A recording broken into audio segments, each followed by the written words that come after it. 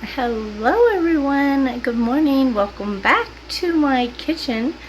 Today I'm going to make a yummy soup for 1, 2, or 3, just a small little batch. If you're a single person, you could probably have a few servings, or if you have a small family, it's probably one meal.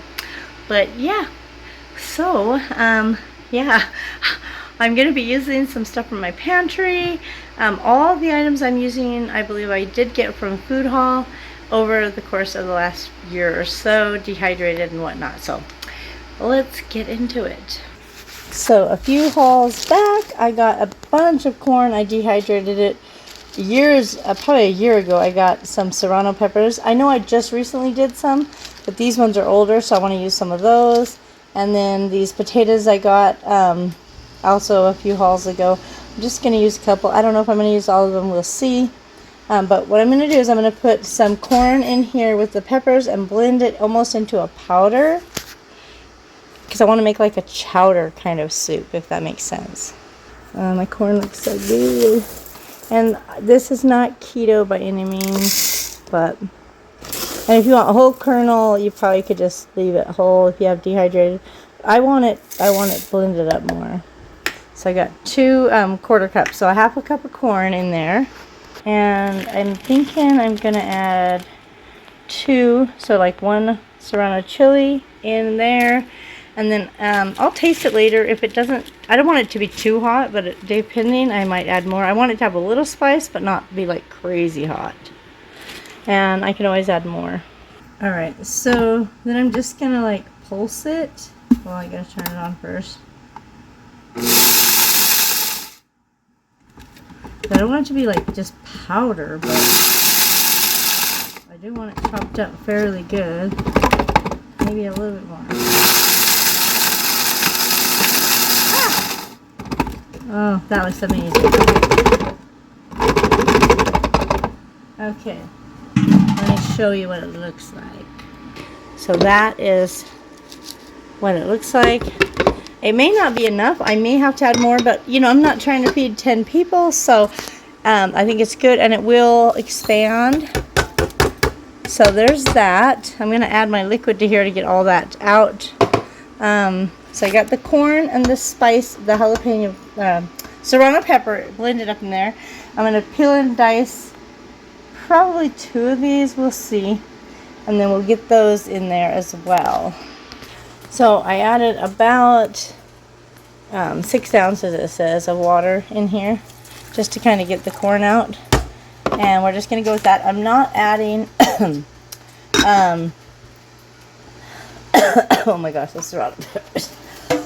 They got my lungs every time, I tell you. I think I'm going to start wearing a mask when I use them, because the dust can be a lot for me.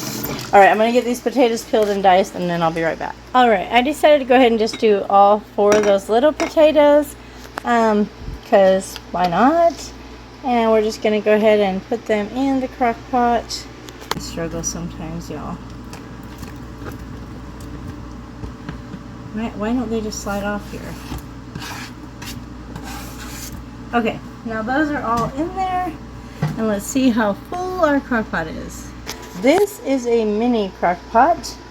If you want to see the size of my hand, that's about, I don't know how many quarts, a quart maybe? So that's my hand, and it's not quite half full. It does have most of our stuff in it right now. Let me get a spoon. I will season it with salt and pepper, but I need to know what it tastes like first, you know, obviously, before I add a bunch of seasoning.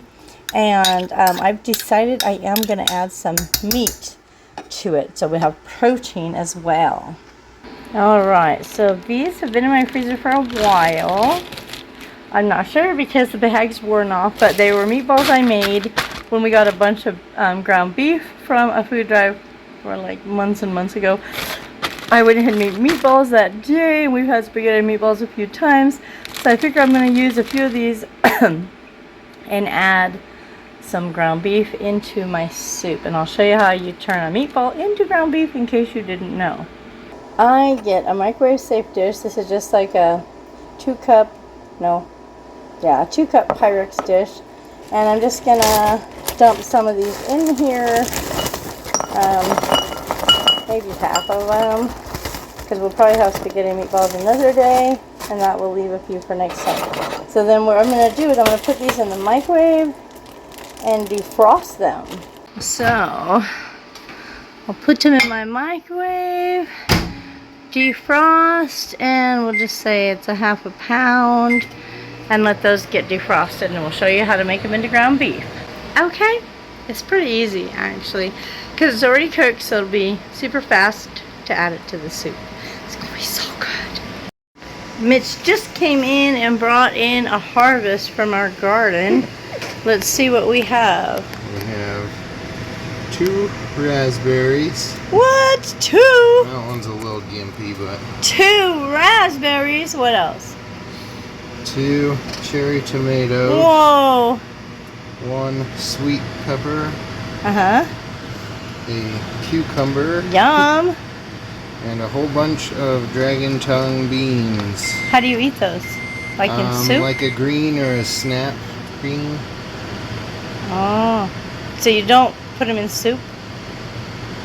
I mean, you could. You could chop them up and put them in there. But stir fry or something like that. You gonna make a stir fry? That's what I did with them last year. I bet they'll be so good.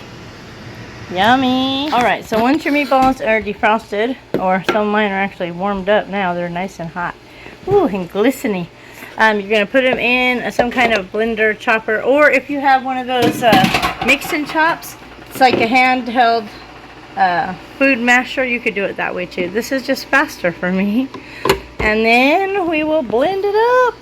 Alright, so this, I'm going to blend pulsing just like I did with the corn, but it's all steamed up. You can't really see because it's kind of warm in there.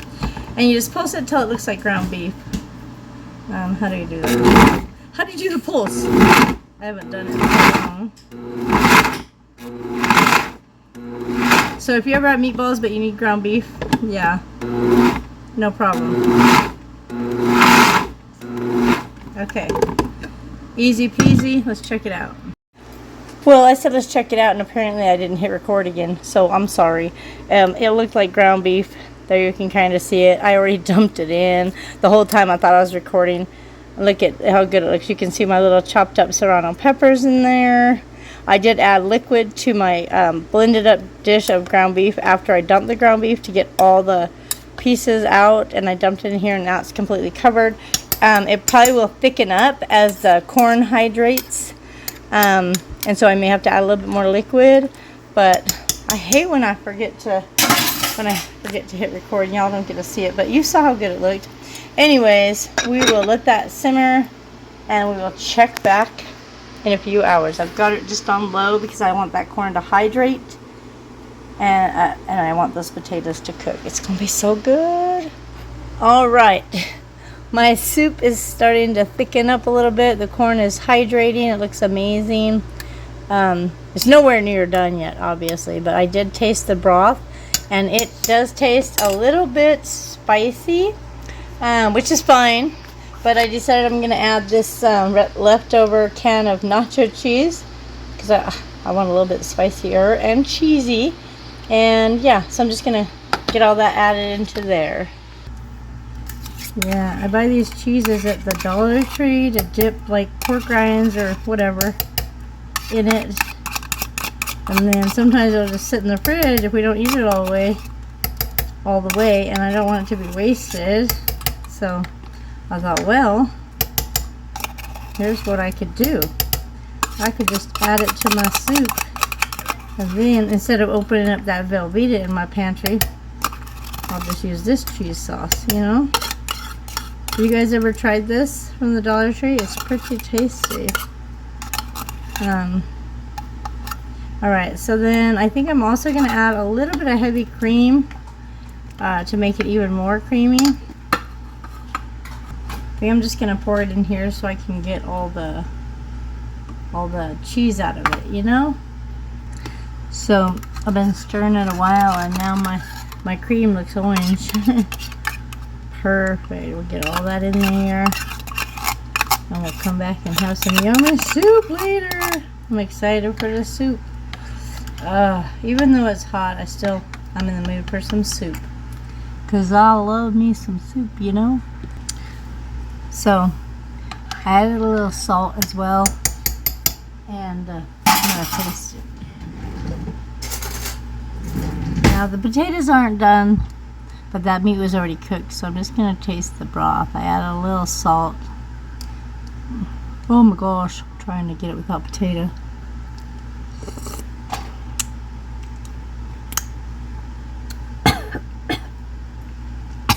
Good? Yeah. I probably should have only added one chili. It's a little hot. But it's okay, because I like spicy. I think I might have inhaled a little bit. It's so good. Oh my gosh. Alright, we'll be back. It has been on low for several hours. Probably, let's see, what time is it?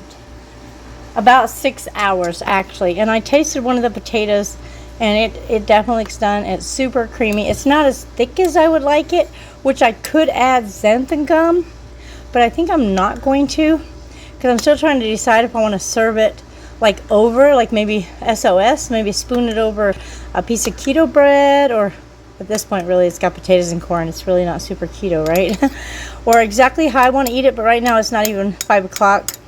It's almost 5. It's too early for me to have dinner, so I'm gonna let it cook a little bit longer on low. But yeah, it turned out amazing. It is a little spicier than I had anticipated, so if I made it again, I would definitely probably only use 1 chili and not 2. But I'm gonna eat it all. It looks amazing. I'm super excited. I hope you guys enjoyed this little recipe, soup for 1 or 2 or 3 in this little big crock pot. And yeah, be sure to subscribe if you're not already. And like this video if you liked it, and I'll see you guys in the next one.